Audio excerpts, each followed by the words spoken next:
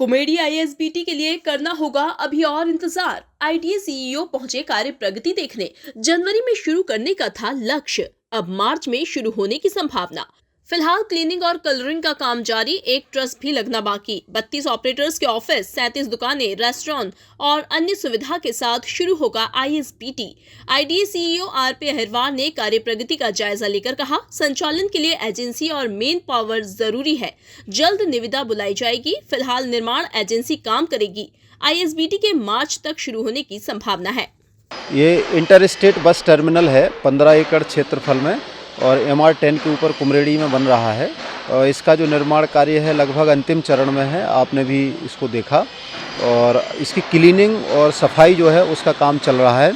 साथ ही साथ जो साइनेज लगाना है और जिस प्रकार से बसों का संचालन होना है, तो जैसे कि जहाँ टिकट काउंटर हैं उन पर नंबरिंग करना है, टॉयलेट्स प्रॉपर हों, जो रेस्ट रूम है वो प्रॉपर हों, यात्रियों के लिए बैठने की व्यवस्था है ये है। और जो बस ऑपरेटर्स हैं उनके ऑफिस हैं, तो यहाँ बहुत सारी सुविधाएं बनाई हैं। जैसे सबसे पहले तो ये पूरा बस टर्मिनल जो है वो एयर कूल्ड है। जो सेंट्रल जो मेन एडमिनिस्ट्रेटिव ब्लॉक है पूरा एयर कंडीशनड है। इसके अलावा जो बस ऑपरेटर हैं उनके लिए 32 ऑफिस बनाए गए हैं और 37 जो है अलग अलग दुकानें बनाई गई हैं, छोटी बड़ी सभी दुकानें मिला के 37 हैं। और रेस्टोरेंट हैं वो 16 रेस्टोरेंट हैं। तो उद्देश्य ये है कि एक जो लोक परिवहन है उसके लिए जितनी सुविधाएं होना चाहिए एक बस स्टैंड पे वो मिलें। मेल फीमेल के टॉयलेट अलग अलग हैं। अगर कोई यात्री दूर से आते हैं और कहीं बाहर उनको फिर से जाना है तो उसके लिए भी इनको शावर लेने की, नहाने की व्यवस्था भी हम लोग कर रहे हैं।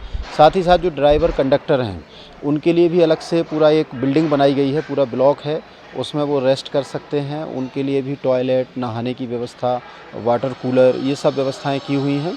इसके अलावा पार्किंग जो मेन समस्या होती है किसी भी जगह पर, उसके लिए हम लोगों ने ऑन ग्राउंड पार्किंग और बेसमेंट पार्किंग दोनों की व्यवस्था की है। 2 व्हीलर, 3 व्हीलर, 4 व्हीलर की पार्किंग की है।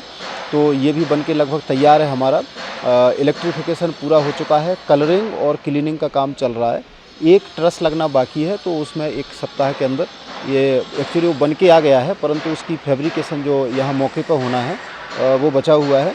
तो जैसे ये हो जाएगा हम लोग एजेंसी को मोबिलाइज़ करेंगे, ताकि चूँकि ये बहुत बड़ा है और इसके लिए डेडिकेटेड जो एक्सपीरियंस्ड फर्म्स होती हैं, एजेंसीज होती हैं, वो चलाने की जिनको दक्षता होती है। तो प्राधिकारी के बोर्ड बैठक में निर्णय हुआ है कि ये किसी एजेंसी को इसको संचालन के लिए दिया जाए ताकि इसका मेंटेनेंस अच्छे से हो। तो उसके लिए भी हम लोग बहुत जल्दी 2-5 दिन में ही निविदा आमंत्रित करेंगे।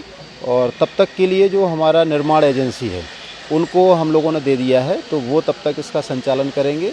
इसकी व्यवस्था की देखिए ये बहुत जल्दी ही निर्माण कार्य लगभग इसका पूरा हो गया है।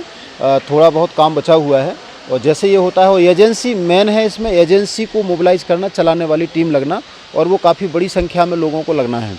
और हमारा उद्देश्य ये है कि इसका संचालन जब एक बार करें तो पूरा अच्छे से हो, किसी प्रकार की कोई दिक्कत ना हो। तो हम जैसे पूरा मैन पावर एक बार हमारा मोबिलाइज होता है, फिर हम लोग इसमें वरिष्ठ स्तर पर बात करके और इसको शुभारंभ करने के लिए प्रयास करेंगे।